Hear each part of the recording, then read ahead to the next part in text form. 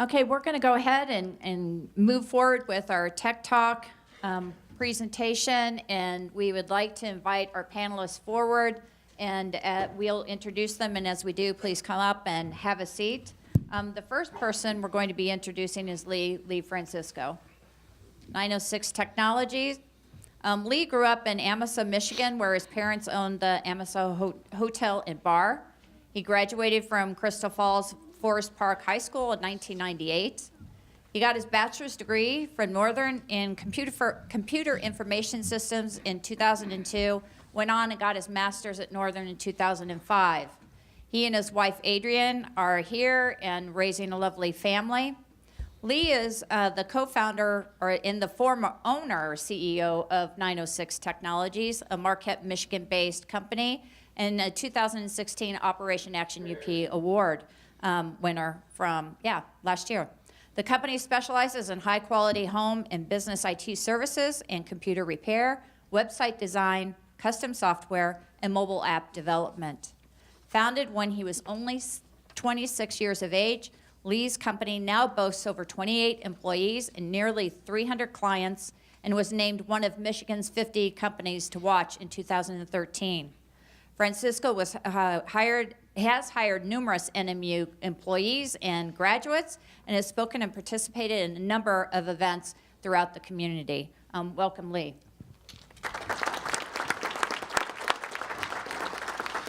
Very good. The next panelist that I would like to bring up to the stage, KeithDixon. Keith, come on up.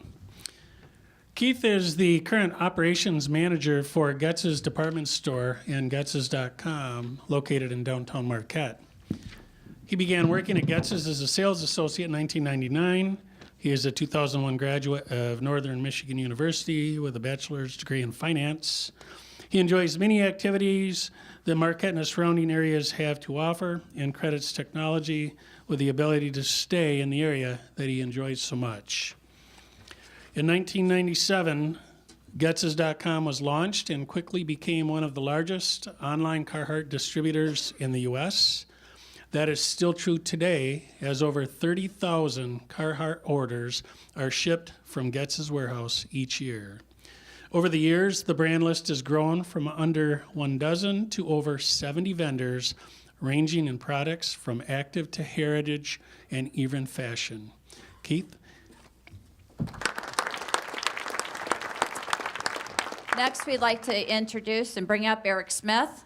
Eric is the Director of Broadcast and Audiovisual Services here at Northern Michigan University. His 43-year career in broadcasting spans a variety of work, including television lighting, directing, and serving as executive producer of several regional Emmy Award-winning documentaries covering the Lake Superior shipwrecks, alternative energy production, mining history across the UP.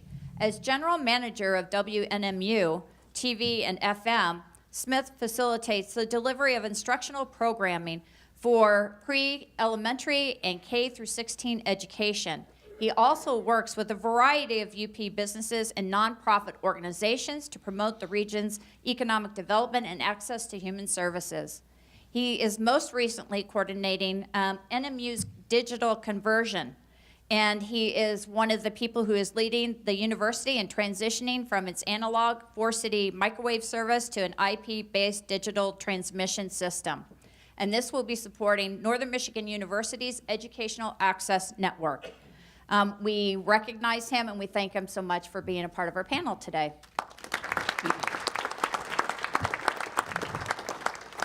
Our fourth panelist is Tino Breithaupt.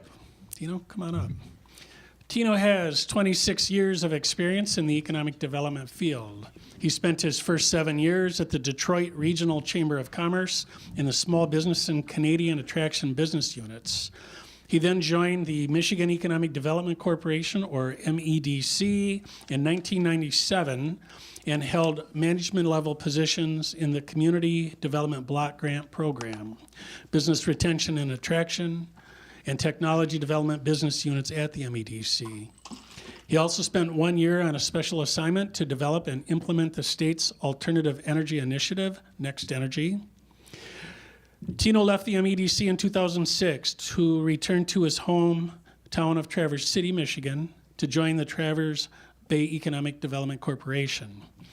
In November of 2011, Tino rejoined the MEDC as the regional director for Michigan Retention and Growth. He had the responsibility for Michigan growth and expansion activity in 67 of Michigan's 83 counties. In March 2016, Tina was promoted to Senior Vice President of MEDC's National and Global Business Development Team. He is responsible for the strategy, action, and direction of the MEDC's Retention and Growth Team, Global Business Development Team, and Sales and Services Operations Team for the state of Michigan, which is comprised of 45 employees. Tino, thank you for joining us. Thank you. So to give a bit of an overview and set the stage for the conversation, we will actually have each of them come up and offer some remarks. We will start at the end with Lee. We'll work our way systematically this way. As Tino has wrapped up his remarks, then we're going to transition into a bit of a facilitated Q&A. So with that, Lee, please. Thank you. Let's see. What's that?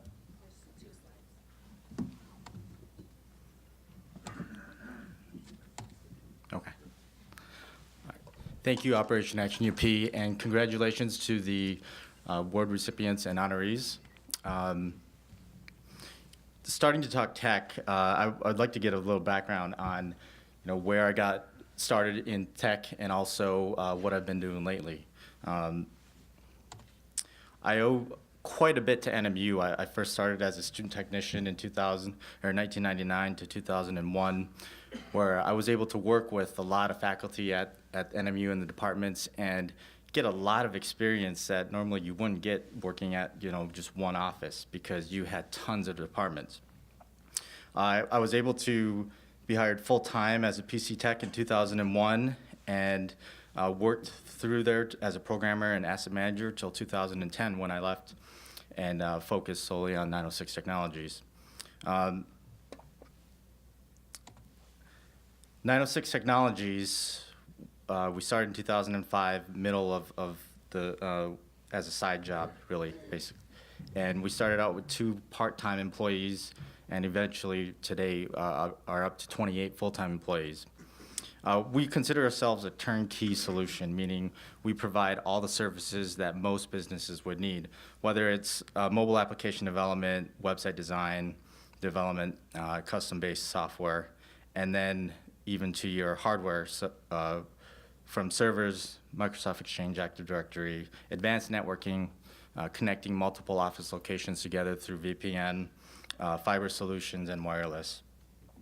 And then we provide phone systems, security, panic alarm systems, and we even fix your smartphones and tablets when your kids break them. But as you know, recently I took a step down as a CEO to focus on things that I really wanna build, and I love startups. To me, 906 was always a startup. I got to a point where the daily tasks I just didn't really want to focus on anymore. I didn't want to. It didn't make me happy. So today I want to share with you a few of the other startups that we've been working on, and we've been slowly getting established.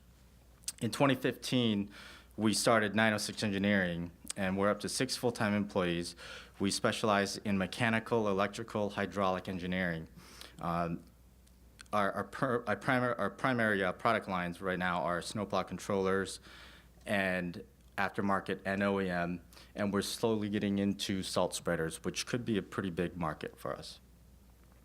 A lot of people don't realize that 906 Engineering, a local firm, can not only handle these, the PCB circuit board design and development for any electronic device, but we also do the coding for it as well.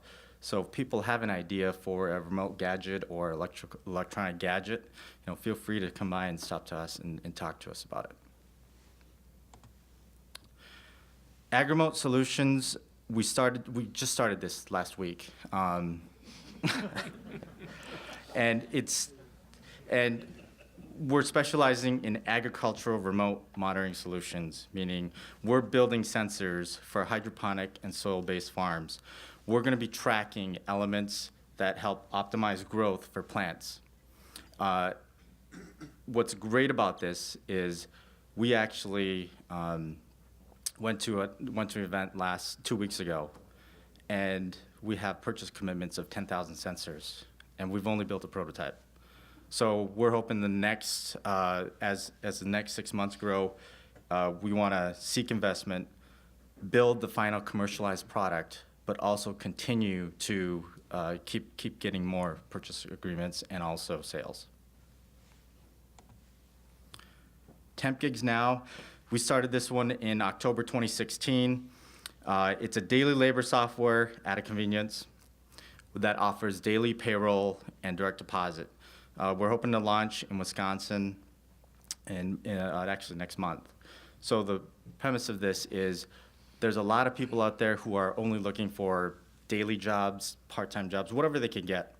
And we're bringing the convenience of downloading a mobile app, putting in your credentials, and then being matched to whatever jobs are out there. And when you're matched, then you're offered, then you can go. Instead of having to go prep and go transport to a building just in hopes that you can get a job.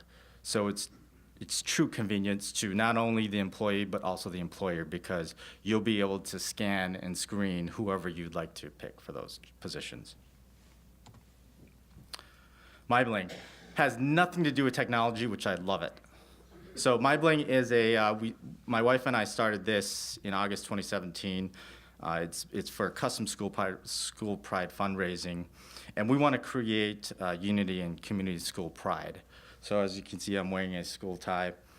We're doing necklaces, pendants, pins, keychains, and tie clips, and every item that we sell goes back to the school or program that sells them. So here's pins, and here's some tie clips.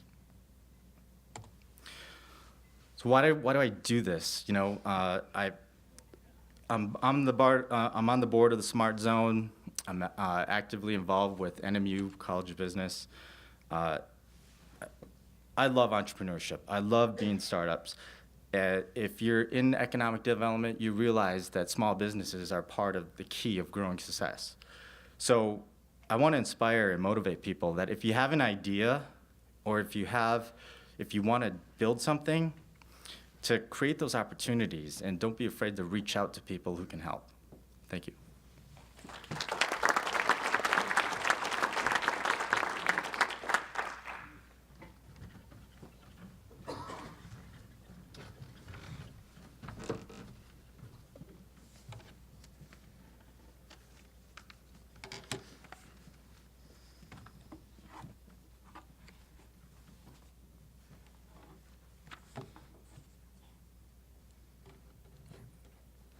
Hello, I'm KeithDixon, down with Getz Department Store, Getz.com.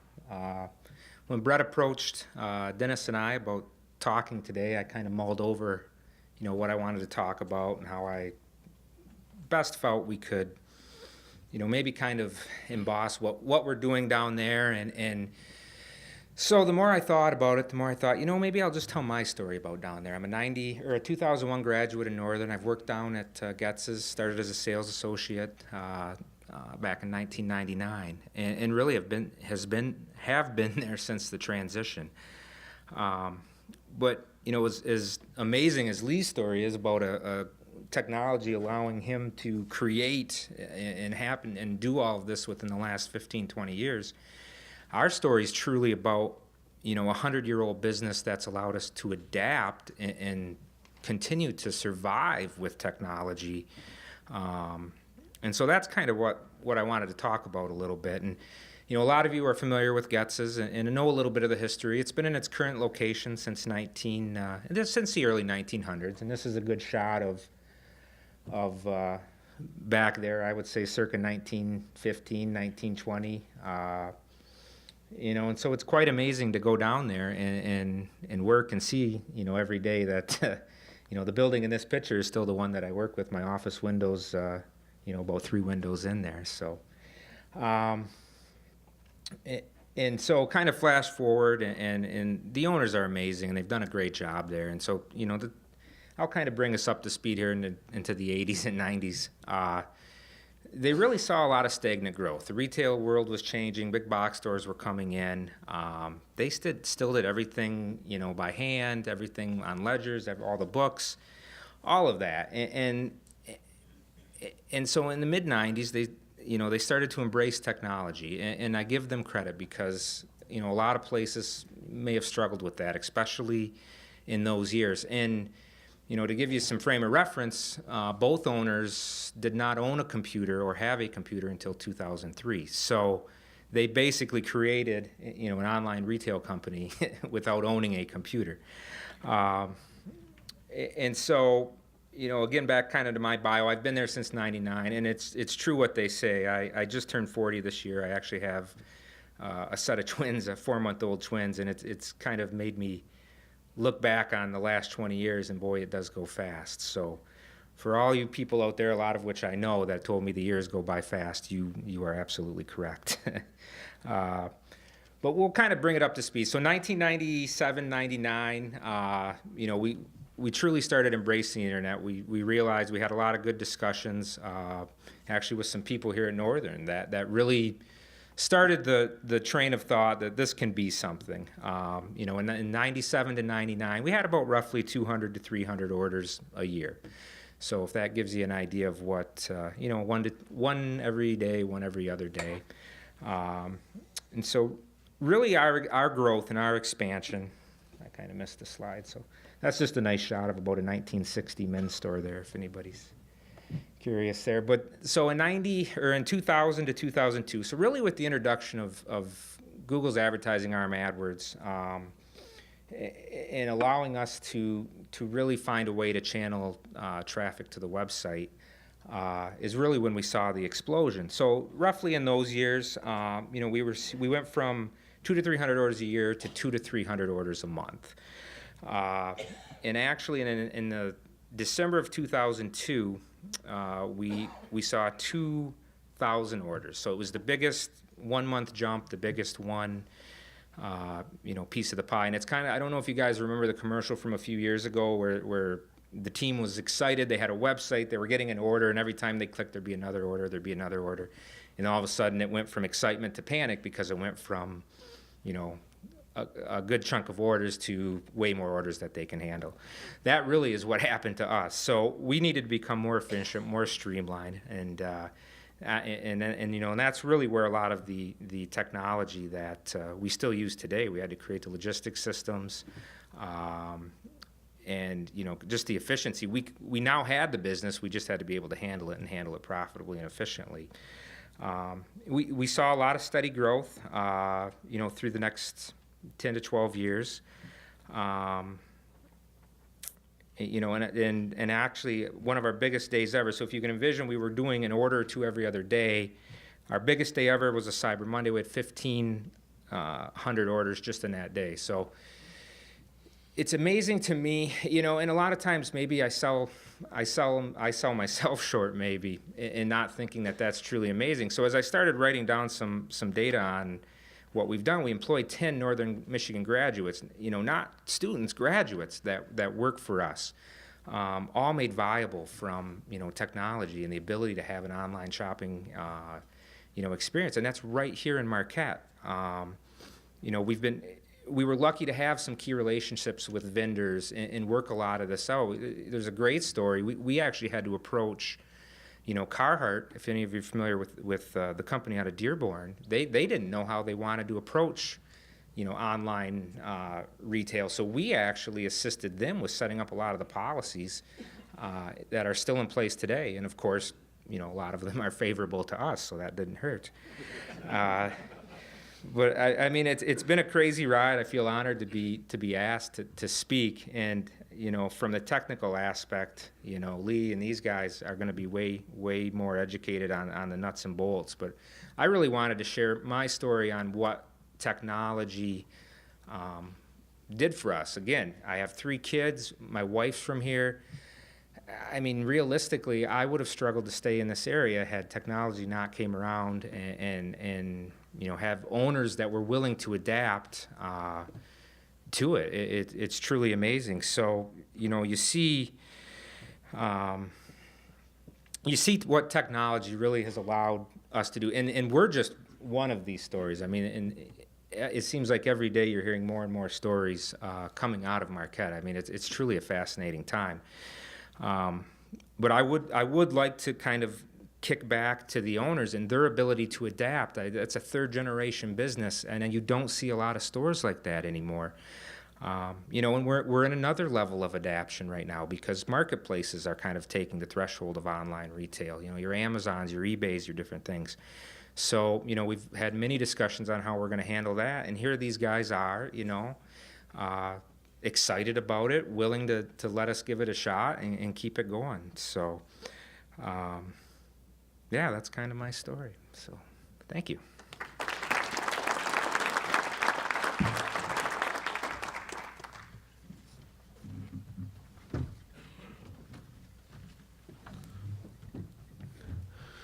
Thank you for inviting me here today. It's great to be able to come and talk to this group about something that I'm really passionate about. And I have to confess that when Tawny did the introduction, it was just a few years ago. I was in Econo Foods, and I was standing in the checkout line, and a couple of carts behind me was a mother and a young child, maybe 5, 6 years old. And I heard this tiny little voice say, "Mom, look, there's that guy." And the mother said, "Shh." And then the voice says, "Mom, really, it's that guy. I know it is." And the mother says, "Will you just be quiet?" And then in a voice I think the whole store could hear, he says, "I'm telling you, it's a gray-haired guy on TV that asked for money." So you are what you are. And the good news is I'm not here asking for money today, and I'm thrilled about it. What I'm here to talk about is a project here at Northern Michigan University, our Educational Access Network, and what it's meaning, I think, to not only Marquette and the university, but also the Upper Peninsula. And when we talk about the need for broadband in the Upper Peninsula, Northern went through a rather extensive process to determine what that need really is all about. Rural broadband is a critical issue, as many of you know, here in the UP. And I won't go through all these statistics. You can take a look at them for yourselves. But primarily, we're talking about an area where you've got low population densities, and it's very difficult sometimes for broadband to reach those sparsely populated areas. The other issue that I think we face here in the UP is one of an economic nature. And when you look at some of the demographic factors, the number of students, for example, that are on a free or reduced lunch program, the incomes that might be lower than what you would find in major metropolitan areas, all these factors combine to what we think screams for more affordable broadband. When you look at some of the educational needs, this is an area, of course, that's near and dear to the heart of NMU. We talk about our K-12 populations and their need to be able to make better use of the one-to-one computing that's now so prevalent in our public schools. Homeschooling, access to tutoring, preparation for tests, all of those things. And then on the other side of the spectrum, we look at some of the healthcare needs that are emerging, things like childhood obesity, diabetes, mental health. All of these things require technology. And when we began to think about how could we as a university make an impact in some of the areas that are critical to our business, we really hit on the fact that what we need to do is to help solve the broadband issue. And so for NMU, serving this educational broadband need has become a top priority. And we're talking not just about K-12 or higher ed, but lifelong learners and also people who have workforce development, workforce training needs. These are things that for a business, for some of the, for the success of people who are startups, all of these areas, people have to be trained. They need to know how to conduct their business, how to access resources, and also how to get their products and their services marketed online. So again, this lifelong learning concept is something that we think is very important. Northern launched the EAN, the Educational Access Network, then to solve or help solve this problem.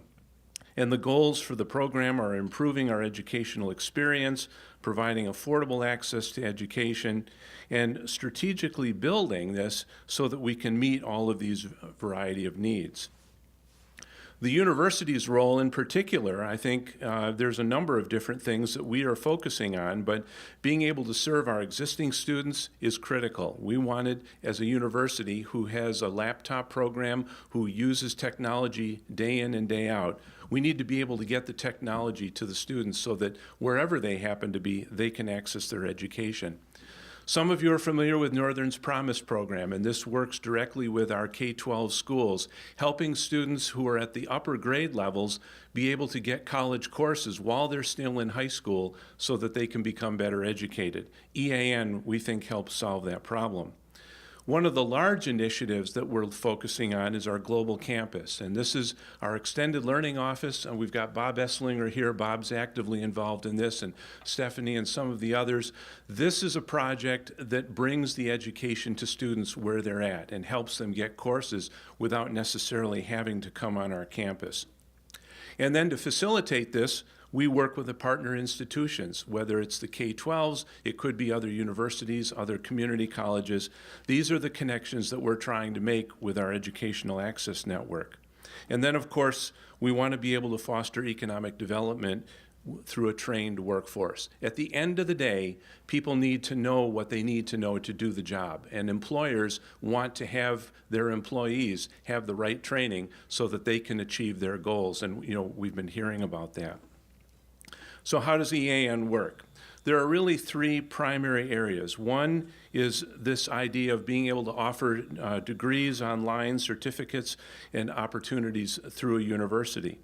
Then we're also serving the community, our professional development. Whether you're a K-12 teacher and you need to get that recertification in order to remain current in your job, whether you're a business and you have workforce development needs, somehow you need to get the information to the person who needs it, and broadband is one of the key components to doing that. Lifelong learning is something that Northern has long believed is critical for all of our citizens. And when you think about lifelong learners, we're talking about people starting at the early elementary, pre-grade school ages, all the way up through end of life. If you're 90 years old, you may want to have information about something. Maybe it's about knitting. Maybe it's about how to stay safe online. Being able to access that information is critical. And then finally, we want to be able to serve our partners. K-12s, community colleges, universities, and the tribal communities. We have such a large tribal population up here in the UP. One of the things that Northern has been doing is working with the tribal communities, bringing broadband right into their local areas. For the university, we have, of course, our associate degrees, bachelor degrees, master's levels degrees. All of those things are available through the EAN. And whether you're here at our university or you're at other institutions, you need that conduit in order to be able to access that information. One of the things that EAN is doing is to bringing specific programs to people who may not be on a degree track program. And, we've listed here some of the learning modules that are available when people sign up for our Educational Access Network. And I highlighted in yellow the ones there at the bottom that deal specifically with small business. But this list is growing almost every week. We add new courses, new content. And these modules, some of them may only take 10 or 15 minutes to complete. Some of them may a couple of hours. Some may be over the course of a couple of days. But the idea is to give them key learning opportunities in bite-sized chunks so that it doesn't become a burden, but it gives them exactly what they need when they need it. And then we've listed here some of the areas that we're expanding into: healthcare, business skills, technology skills, other types of personal skills. So finally, I'd like to share with you just a little bit about the network itself. This has been, for me, probably the most fascinating experience of a lifetime. Having been in the broadcast business for 40 years, it's been the last 10 years, really, that have been the most explosive, both on the broadcast side, but also on the networking side. And I can tell you that broadcast and network, we're talking about internet-type services, are coming together. Just earlier in January, the FCC approved ATSC 3.0. That's the American Television Standards Committee. It's a new broadcast scheme. If many of you are familiar with the digital conversion, television is going to move into an IP world.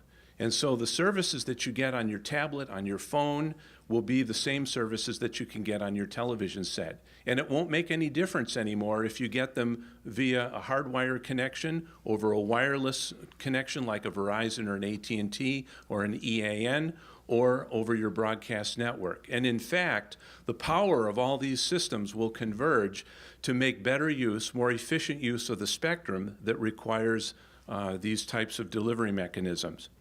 And so Northern, in pursuit of this, licensed through the FCC General Service Areas, or GSAs.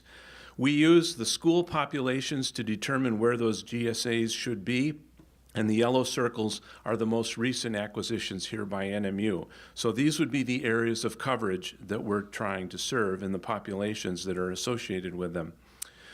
We've also been working with educational partners, our K-12 schools. You can see some of the current partners, the future ones that we're working with, but they involve a simple agreement with the school, a way for us to get the information into the hands of students and their parents so that they can access the EAN network, and then a little bit about the LTE service.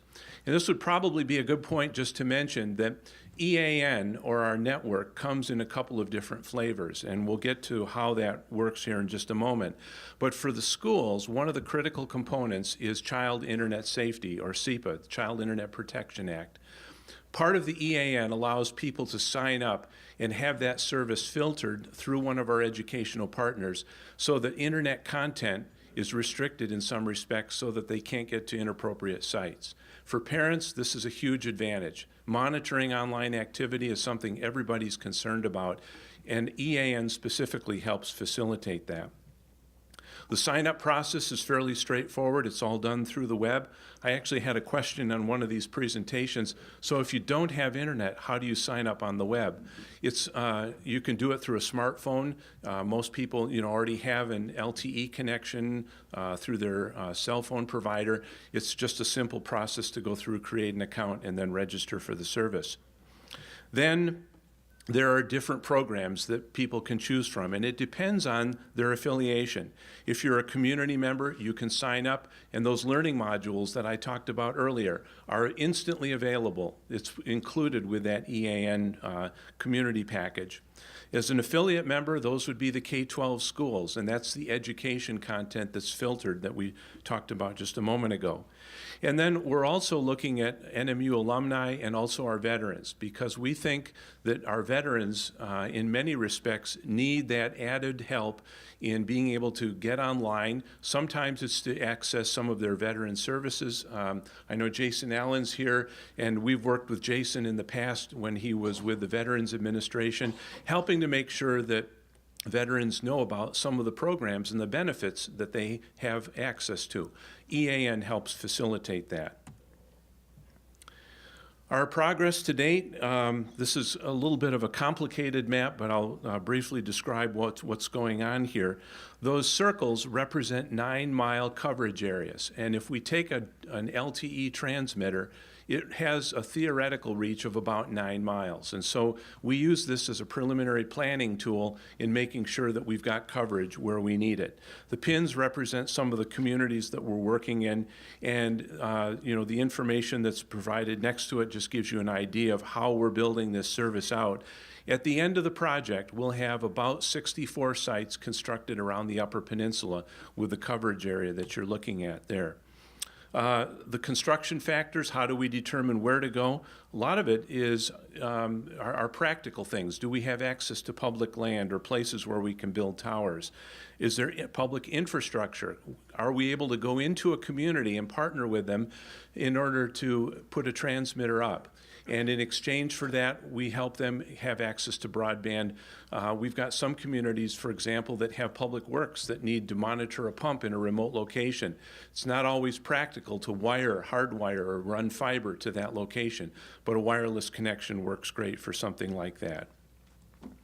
And then following our EAN announcement, we had a number of communities contact the university about how can we get service in our area. And so these are some of the preliminary spots that we're beginning to build out service. So when we're all done, this is what that will look like. And when we talk about some of the target communities and when people go online to the website, they can look and see where we are, where we're not. And we use a lot of the feedback that we get from the website to determine where we should be concentrating our efforts. Clearly, we don't want to build where people have no interest or there's no need for the service. We want to be where people don't have it and need it. And these are some of the areas that we're using in prioritizing those builds. And then finally, at the end of the project, we're going to have about 9,000 NMU students, faculty, and staff that are covered, about 2,800 square miles.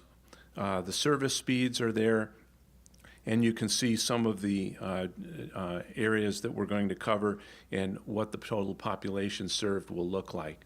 So with that, I'm going to turn it then over to our last presenter.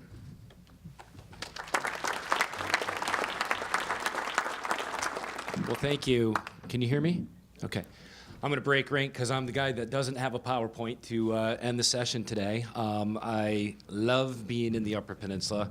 Are the Black Rock guys here, or did they leave? Darn it. I'm the guy from Traverse City who said I love their beer, and it's everywhere in northern Michigan, and I can't get enough of it. So, and I'm a Michigan State grad too, so I was going to let Andy know that we have a thing together. So. I love being in the UP. I haven't been here in a while, but I'm packing my time in the UP in over the next couple of weeks because when I go back on Saturday, I'm turning around and coming back on Thursday to go snowmobiling for a few days and spend a bunch of money in the Upper Peninsula. So it's great to be here. I want to focus on some highlights of where the MEDC is focused and maybe give a couple of examples of some of the industries we're working in the area of technology. So the MEDC, as the state's organization, is focused on three main areas, and it's business development, community development, and marketing and promoting the state's image. You've all heard of the Pure Michigan commercials and seen them and heard them. So those are our three main key areas. From a business development perspective, MEDC targets all kinds of technology companies through our retention and growth team, our global business development team, our entrepreneurship and innovation team, our Pure Michigan Business Connect team, and our Planet M team. Does anyone know what Planet M stands for? Mobility. Could be Michigan, right? But it's mobility, connected and autonomous vehicle activity. So, and I'll get into that here in a minute. So we have a variety of different teams within our business development group that focus on technology companies, from very small companies at the incubation stage to very mature companies that are growing their business. So we also proactively focus on 5 target industry sectors. We'll react to anything, but we really try to proactively target 5 industry sectors, and they are agriculture, which includes forest products processing activities. That's big up here, and we know that.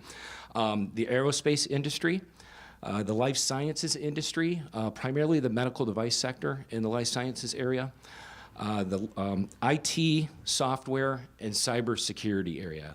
That whole area of technology is exploding and is involved in every, at least the 5 sectors that we are, proactively targeting, if not any sector, of any, that any company might be in. And then last but not least, the automotive industry. And I think everyone knows that the automotive industry is moving into connected and autonomous vehicles and all things mobility and testing the technologies and so on and so forth. So technology is a huge factor in any industry, and we've seen it actually with today's awardees. We have a service company, a utility company, an ag processing company, beer, and a manufacturing company, and all of those companies have the latest and greatest technology embedded in their operations. So technology is everywhere. So when you think about, okay, what does our entrepreneurship and innovation team, essentially do, and who do they work with? Does anyone know Fred Molnar on that team? So Fred runs our entrepreneurship and innovation team.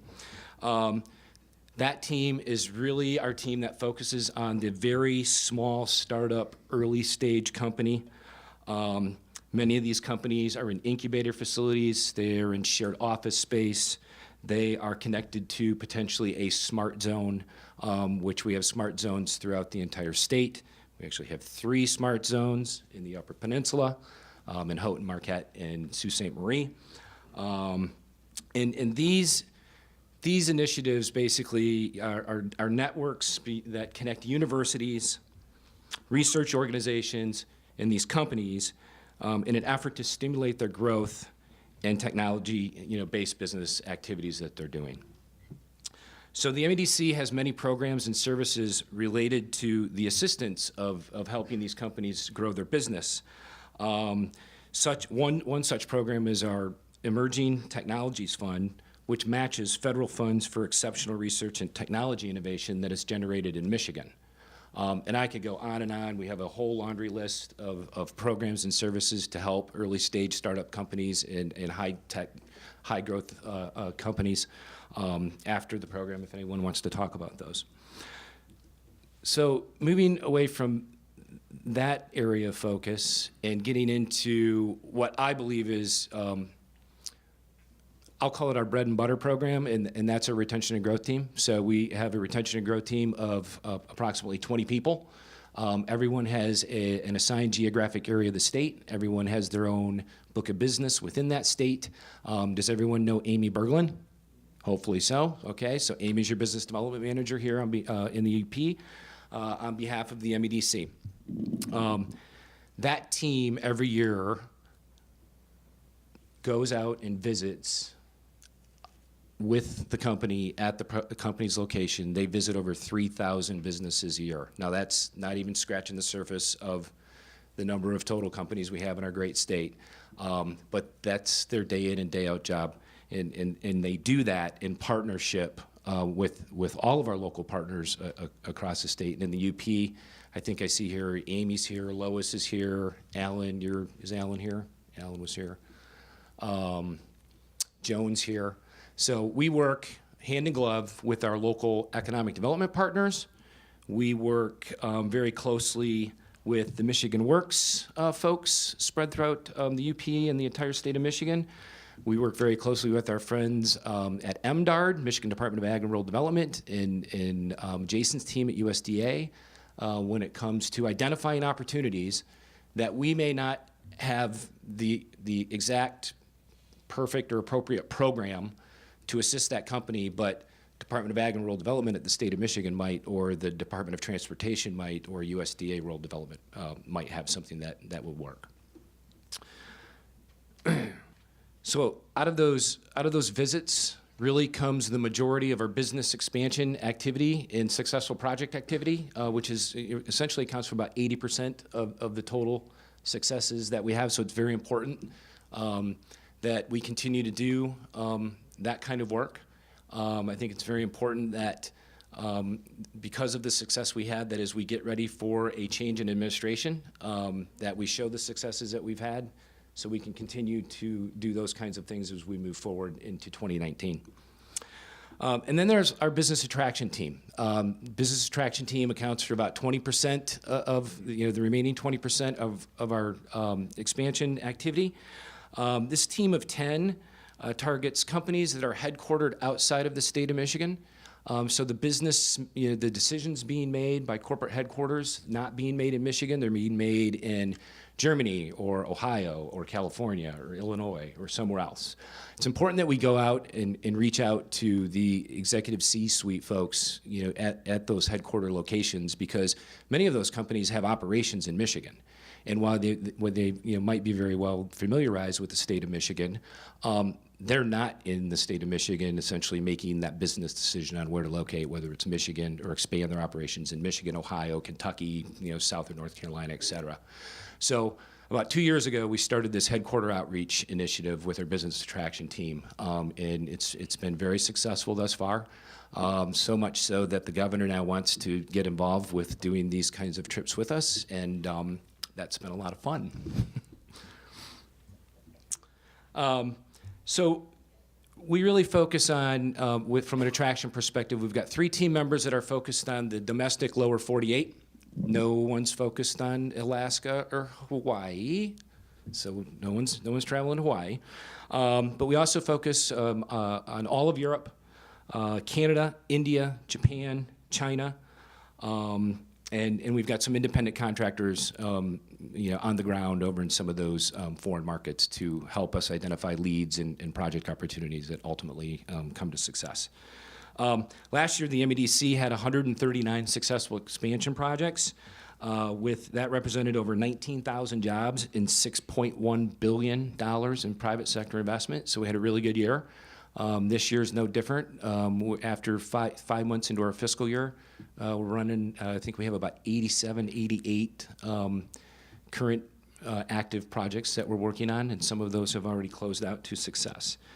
So we've got a lot of programs and services for these kinds of companies as well in, again, this technology space that we kind of try to pigeonhole into various types of industry sectors.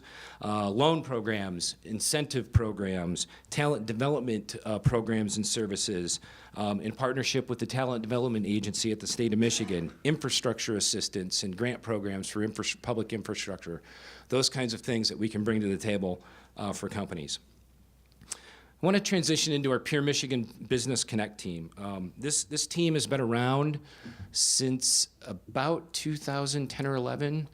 Pure Michigan Business Connect program was created by Governor Snyder, and it brings suppliers, buyers and suppliers together to do more business with each other. And really the focus is to bring buyers in Michigan together with suppliers in Michigan so that business is being done within the walls of the state of Michigan. So every year it seems like we have about 40 or 50 Pure Michigan Business Connect summits. We have them all around the state. We have them in mixed industry sectors. We have them in specific industry sectors. But since this program was born, we have generated over $6 billion in facilitated revenue between buyer and supplier within the state of Michigan. And there's no incentives involved there. It's just bringing people together in a matchmaking kind of way to have the conversation about what one needs and what one has to sell. So we, in fact, have 3 upcoming Pure Michigan Business Connect Summits in the very near future. We have a Pure Michigan Aerospace Summit that's happening on February 21st at Little Caesars Arena in Detroit. So if you're an aerospace company, you might want to think about participating in that. We have a Pure Michigan Agriculture Summit on March 14th in Novi, Michigan. And we have a mixed industry Pure Michigan Business Connect Summit on April 10th at Lake Superior State University in Sault Ste. Marie. So I think this might be our first summit in the Upper Peninsula. So I'm very excited about that because I love the UP. And last but not least, our Planet M team. Again, it could stand for Michigan, it can stand for mobility, but everything related to mobility and connected and autonomous vehicles. This is where the state of Michigan, through the Department of Transportation and the Michigan Economic Development Corporation, is really plunking down hard. The MEDC has invested over $40 million in the American Center for Mobility down in Ypsilanti to have a testing center for all things mobility and connected and autonomous vehicles.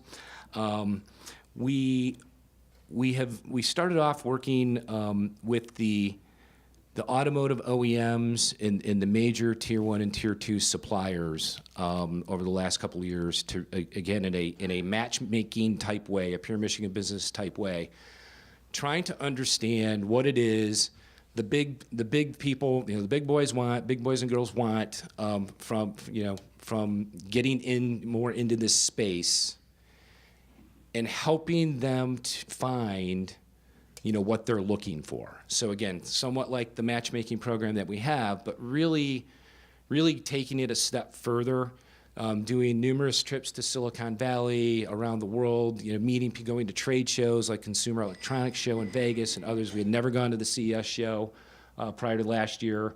We've gone the last 2 years, and it's a treasure trove of lead generation and opportunities for the state of Michigan, because all the automotive companies are out there now, aerospace companies are, anything electronics, they're out there, and it's just massively huge and very overwhelming. But what we are trying to do is work with the auto companies to identify what they're telling us they need and that they can't find. We're assisting them in trying to find, those types of suppliers and identifying those IT, software, hardware, and communications companies, and try to get them to create have shared office space, in the UP, in Detroit, in Grand Rapids, wherever it might be, but also, just set some roots down here. And we've been very successful at doing that type of thing with the smaller IT, communication, software, and hardware companies that are wanting to get into this space, and they know that they have to be closer to where the action is and where their potential customer is. So they're establishing, office presence at WeWork facilities around the state and other shared office location, opportunities. So, in summary, I would just reiterate that we know that technology is embedded in any type of company that we work with.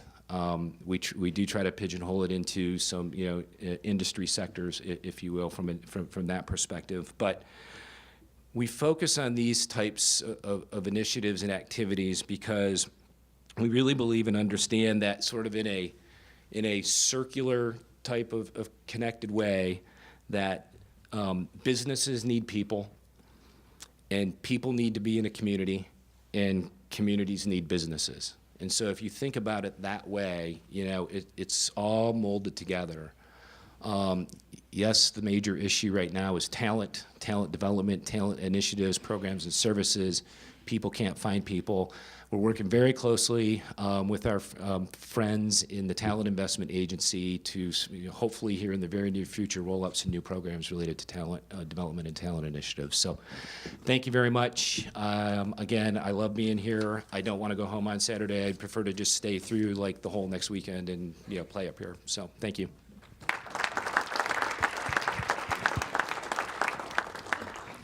Very good, and thanks to all of you for those remarks that get us going here. Now we're going to shift into a bit of a facilitated Q&A, and we'll be looking to you to bring some of those questions forward. So who would like to start us off? I've got one back here.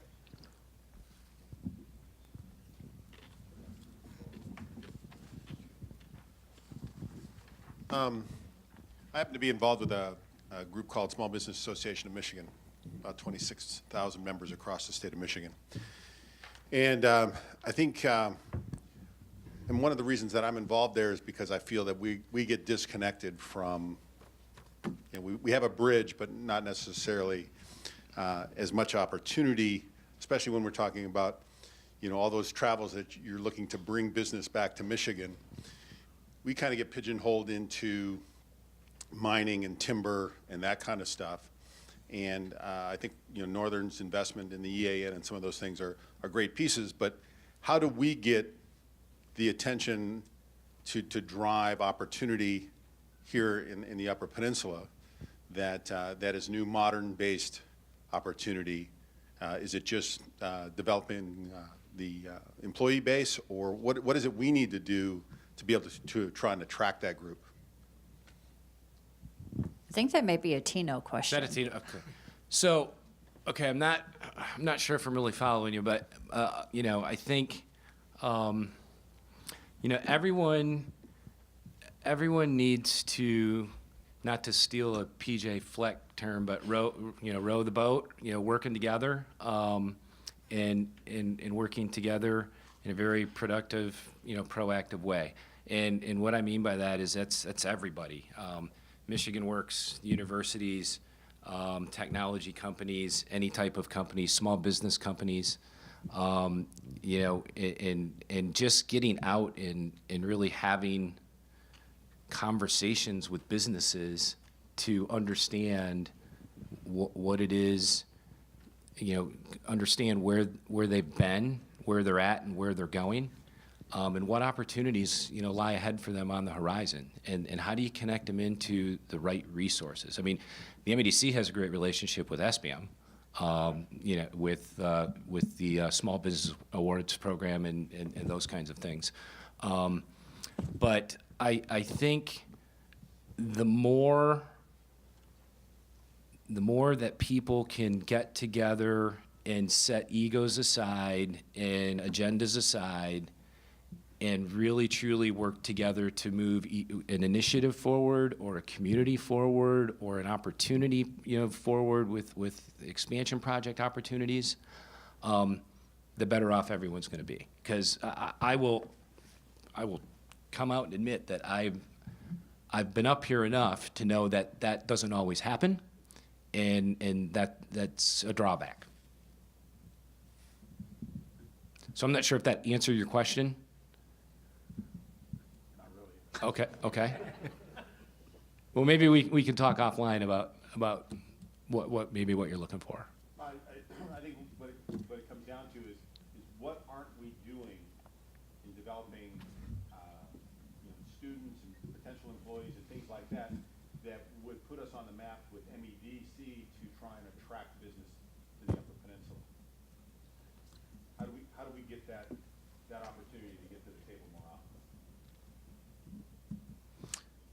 often? Okay. Maybe I'd like to talk to you offline about it if that's okay. I know working with the Smart Zone, I think that's the whole job of the Smart Zone is to actually, through MEDC funding and taxation, we're able to draw as much talent as we can. So I know working with MTech Smart Zone, Innovate Marquette, and Lake Superior, that they are trying to draw talent. They're trying to help the businesses as they can. But I think high tech is kind of pretty hard to find in the UP. So that's where talent is a really big issue. Rich, I'd add one more item to that. When you say what aren't we doing, maybe something we need to do more of is the experiential learning. Universities, and I'm seeing it more in the K-12s, they're offering experiences and partnering with businesses to provide that experiential learning, gets them the skill sets that they need. They have the base education, but they also need the skills that employers are looking for. So the more of that we can do, I think it's going to aid the development process. I guess I have the microphone now. This will be a simple question about K through 12. What can they do better to prepare for the real workforce? You know what's funny? I'm hosting an exchange student from South Korea. He's a senior. He's a 17-year-old senior from Seoul, and I got to talking about him about their school system, and they start at 8 in the morning, they finish at 6 at night, and those students, when they get home, they don't stop. They don't go watch TV. They don't do anything. I asked what they do after school, and they said most of them go to an academy after. They go from 6 o'clock till midnight to 1 in the morning, and then they do that for the week. And I asked like, when do they spend time with their family? It's like, well, breakfast and then a dinner and then on the weekends. And you talk about the education system. It's probably not conceivable to do that, but they want to do it, right? Our exchange student, English is a second language. He's taking pre-calc, he's taking physics, and he's getting A's. He's a 4.0 student. So, you know, what are the things that we can do to encourage education? Maybe have it at a higher level, because looking at what our exchange student is doing, things are pretty easy to him, and I don't know if that's across the board, but I would love, you know, to experience that. Question over here. Thank you. My question's for Eric. I'm actually a personal user of the EAN network. I love it. I think it works great at home, and you know, I could see some strong application for that for my business. And because we have a lot of locations in rural areas where we have some very limited communication. And, you know, my general understanding is you're somewhat restricted because it is for education, you get certain funding. Do you ever see a time where that might change, or there might be an opportunity that other businesses might be able to tap into that network and utilize that? I do. It would require action on the part of the FCC. Our educational use requirement comes from the commission, so that's where the restriction comes in right now. But I think our conversations with them have been of a nature that they're always receptive to changes. And one of the things that we talked with the commission about early when we were applying for spectrum was the need for us, for example, to partner with local communities, government agencies, townships, cities, et cetera, because they have communications needs that aren't being met. And they were receptive in that particular small environment to allowing us to, you know, provide some service. I think moving forward, as business needs begin to develop, we may be able to see some changes. But right now, our primary interest and the university's interest is in serving the education needs. But I would add to that serving the educational needs of businesses is always an area that we can move into. And the early part of the presentation that I was talking about, I think, focuses on some of those needs, and if businesses in particular have workforce training needs or other things, we can certainly accommodate that need right away. I'm going to follow up with that question because that was what I wanted to ask, more or less. Eric, I mean, the LTE that we're offering now, it's even though it's not, I'm guessing it's not the same as a wire connection, and you know, it's still able enough to help businesses to communicate. It's powerful enough, and what are the limits? You know, I mean, I want to have a sense of, you know, okay, what we're getting is LTE. How LTE measures up with other technologies, and if there is a possibility in the future to move to something. Well, we moved from WiMAX to LTE. Is there anything else in the future that will make it even more powerful? Let me answer that in a couple of ways. First, the LTE service that Northern offers is a 4G service, but we're already reading about and hearing about some of the major carriers experimenting and in large markets moving to a 5G. 5G is a much heavier duty service. There are some trade-offs. The coverage areas tend to shrink a little bit with 5G. But for most individual needs, 4G is sufficient. When you start talking about businesses, you get in, and Lee would be able to address this in particular, higher bandwidth is critical in serving some of the business needs. And that's really not best suited by an LTE network. It may be at some point compression schemes get better, transmission rates improve. When you look at the difference when we started 10 years ago with WiMAX and what we're offering now in terms of speed, we were limited to 10 megabits before, and now that's more than doubled with the LTE. That's just going to continue. Can the panel address the recent change in net neutrality and how that might impact business as well as us as personal users?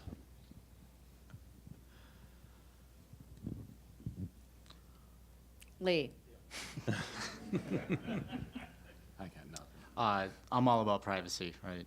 Anyone is, but I don't think that it's right to throttle anyone's network or for gain of profit.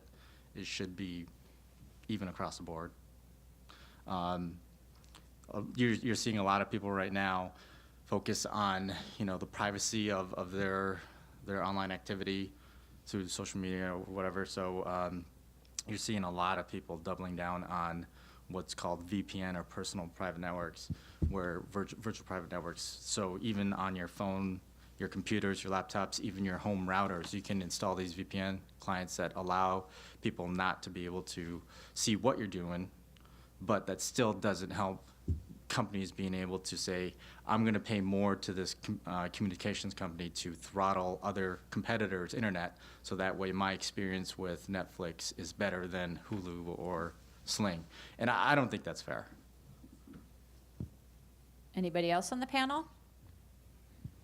Eric, you look like you had something to say. I think in some cases, net neutrality is overhyped. It's sensationalized by the media.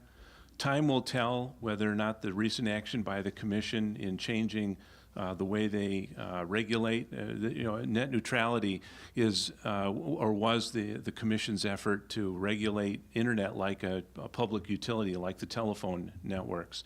And there's debates about whether even with an open internet, you still have businesses that are paying for fast lanes to the internet.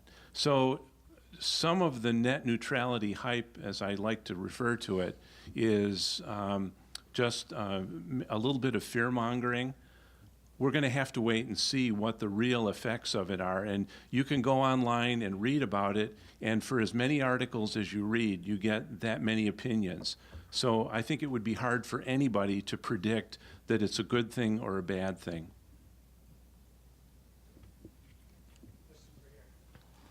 So I think the beautiful and frustrating thing about technology is, at its very nature, it involves so much change. And I'm wondering if you guys have any recommendations as far as books, podcasts, or leaders that you would recommend in thinking about change and keeping up with new technologies.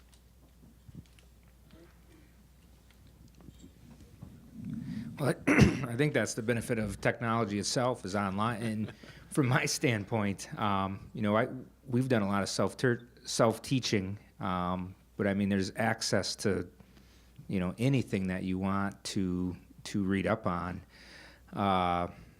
One thing I was going to focus on or point out earlier today too, though, is kind of and it relates back to your question, where do you go for some of this advanced learning? And I think with technology, you have to continue to keep up with it and to learn, and with different regulations and different technology in general. But for myself, I mean, there's in the retail industry, there's thousands of sites that relate back to what we do and keeping up with trends and keeping up with different programs. And I think the key is just finding what one works in your sector, your industry. And focusing on what you get the most benefit out of. So like we use YouTube. There's tons of people posting free content up there, which is great and relevant too, right? Everyone's posting something daily. So it's not an old publication that could be irrelevant. YouTube provides fresh content. There's courses called lynda.com, which is an online, which you have to pay for, but it's pretty much a classroom curriculum in virtual tutorials. So those help as well. But look at the blogs, just look through the internet, and you're going to find companies like Reddit who post where people can just post whatever they want up there. But technology does change. The Lynda service is available at libraries in many cases. I know Northern's library has access to it, so that can be a good spot. I was glad when we were talking a little bit earlier about the CNET, or the Consumer Electronics Trade Show that just happened here in January. Watching what comes out of CES is when you talked about the explosion of technology at CES. If you go online and just Google CES and read some of the reviews, there are people who blog about it. They talk about what's trending in technology. I find that to be an excellent source of information. Yeah, no, I would agree. I mean, it's everything from the automakers all being out there now over the last couple of years, as I mentioned, and everything you can imagine, from the latest and greatest from Samsung and all these electronic companies from around the world. It takes over the entire Las Vegas area, the convention center, and other locations of activity. And you're right, the kind of the pre-event information that's being pushed out, and the post event reports that are being pushed out are amazing. I'd make one addition. If you ever go to one of the big trade shows in Las Vegas, or sometimes they're held in Florida, when you walk into the trade show floor, you're hit by the big companies, the Samsungs, the RCAs, the GEs. Mm-hmm. What you want to do is walk all the way to the back of the room, and you'll find the small booths. And that's where some of the real innovation is taking place, and where the emerging technologies are starting to surface. They haven't yet made it to mainstream. They haven't made it to the larger companies, because there's a whole mechanism to get that online and to get it pushed out. But you can get a good feel for what's happening in the industry just by looking at the startups. I mean, we heard Lee talk about, the value of startup operations, and I couldn't agree more. That's where the real innovation takes place. Any other questions? Just like to make one follow-up comment. Two, actually. So yeah, go this ahead. this is actually going back to Stu's. I know he had asked what kindergartens and 12th graders can do to better. You can never go wrong with math and science. My wife is a teacher, so I don't know if she would have killed me for the last. But what I'm saying is, you can never go wrong with math and science to prepare the kids for whatever job that they want, because it's going to be the foundation, I think, for a lot of the jobs out there right now. So. This question's for Keith. With online, the online economy, you've got Amazon, Walmart's trying to compete with Amazon, but what recommendations would you have? I mean, for companies like yours and other small businesses, how do we keep the economy humming locally, and what implications are there for online economies for a smaller type of business? Well, I think it's more important than ever now is to find that niche, as the Amazons and the eBays and all these different marketplaces. Marketplaces is really the biggest, wave over the last 5 to 7 years that's kind of caused this disturbance. But, for us, we've always, we found our niche with workwear, and we found our niche with kind of the outdoor active apparel. And the other thing is that, about 3 or 4 years ago, we just realized we were going to have to team up with some of these marketplaces. They're monstrous, and they're huge, and people are shopping there, and that was the key to that. So, but whether it's your own website, whether you just want to sell on the marketplaces, it kind of boils back to just making sure you have a niche, doing what you do and doing it well. And then working, for us, we obviously don't manufacture anything. So it's important for us to have key partnerships with some of our vendors. And, like I talked a little bit about, and I'll kind of go back to the Carhartt, we're one of only 4 or 5 authorized dealers on Amazon with the brand Carhartt, and then that was really formed from a relationship that we've had over the last 20 years with them, well before Amazon was what it is today. So, it comes down to really to the niche. And so I would say marketplaces aren't going anywhere, and there's, I think, the studies show that people are starting there even before they're going to Google or going to Yahoo or going to Bing for their purchases. So I would say anybody that's looking to start anything online in terms of retail is going to have to definitely look at how the marketplaces are going to affect what they're going to sell. David Finlay, Lake Superior State University. So I see 3 significant barriers to economic development in the UP. First is talent. You talked about that. The second is broadband. Got a great initiative on the part of NMU. I have a specific question about that. And the third is the cost of electricity.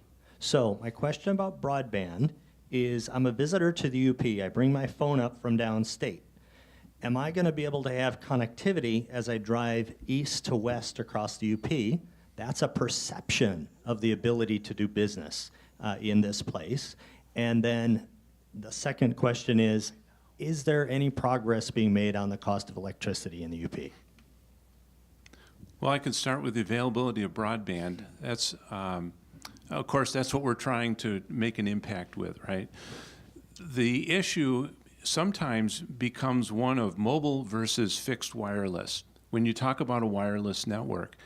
And what Northern is building is primarily a fixed wireless network. We have mobile devices, and part of being able to receive the signal is having the right equipment. And we're not at a point yet from a manufacturing standpoint where when you talk about LTE, there are different bands within the LTE network. You have to have the right hardware that will receive the signal, but then you also have to be authorized on that signal. And if you're mobile, you're coming through the area, our service wouldn't necessarily be one that you'd be authorized for unless you had contacted us, had an account, and then you'd be able to get it. So I think from Northern's perspective, we're not going to be able to make a difference in the perception of broadband availability. What will make a difference is people who are able to sign up for the service and have it, in many cases, as a fixed service. Now they have access where they never had it before.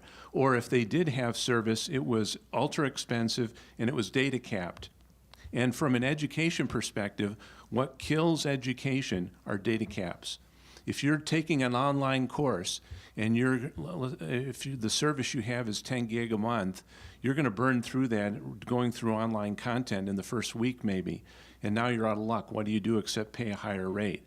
So I think we have to be strategic about how we build our networks and what they're being used for, and make sure that we communicate that to the public. And Northern's interest is in making sure that the educational needs are met, and so we're designing our network to do that. I don't know if that answers your question, but it's helpful. Okay. So then we haven't really solved the broadband connectivity for the general user, which is what I was suspecting with this. We still have more work to do with respect to broadband in the UP. Yeah, we do, but again, even a Verizon or an AT&T or some other service, if you're talking about wireless, you still are going to have a relationship with that company in order to have it. It's just that because that's a national footprint as opposed to a local footprint, I'm talking about regionally here in the Upper Peninsula, someone migrating in from Wisconsin or from Detroit won't necessarily be able to do that unless they set that relationship up in advance. On the utility question, my first gut reaction is to punt that one to Brett. But I would say from an overall state perspective, we have seen over the years utility cost decline. But when you compare it to certain states like Ohio, Kentucky, Tennessee, because they have their program through the Tennessee Valley Authority, and South Carolina, and a few other states, we still do not compare favorably from a business cost comparison. Anyone else want to take a stab at the question? I think that's a no. Any other questions? Okay, I think, are we ready? One more, hold on. One more? Okay. Mine was just an observation. One is, and I don't want to get political or whatever, but what can we do better to prepare our students to do in the schools? I think that we could throw that back at the parents, maybe a little bit, and not to go down that road, but that's really something the panel can't help much with. And also, Eric, when we used to talk back in the technology days, it wasn't one silver bullet, right, that was going to solve the technology problem. It's a combination of all the technologies out there. So although we have good prospects on the horizon, we still got to look at what is out there, do an assessment of what's out there, and then use every one of the tools out there in broadband arena to get the job done. Yeah, and Joe, I would maybe add to that, back to the K through 12 question. Not only the parents, but the teachers and the counselors and the advisors, right? And making sure that they are providing information on all types of opportunities for students in K through 12, and that the only single option is not a 4-year degree at a university, you know, in business or something, right? They need to explore and lay out on the table, you know, those skilled 2-year degree opportunities and things, you know, like that. And I don't think that that's getting done enough. I think what people in the UP and companies in the UP and throughout the entire state, I've personally seen over the last 3 years, this massive push in outcoming of, you know, of companies connecting with schools to have, you know, National Manufacturing Day and Michigan Manufacturing Day, and that seems to be getting a lot of momentum around the entire state to you know, give kids in middle school and, you know, senior high level of high school, you know, let them and their parents see what's going on, you know, in the manufacturing world, you know, around the entire state, and that it's not the dirty old industry that, you know, people maybe, you know, made it out to be, right? Yeah, for sure. Well, and that I'm involved in a project too, where I'm working with 250,000 students through Junior Achievement Project USA.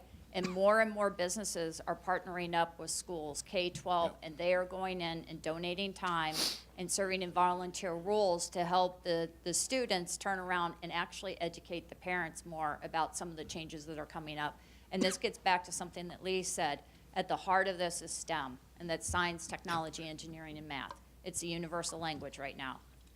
So I think we may be close to wrapping up. I think we are indeed. So with that, please join us in thanking our panelists. Yes, thank you very much.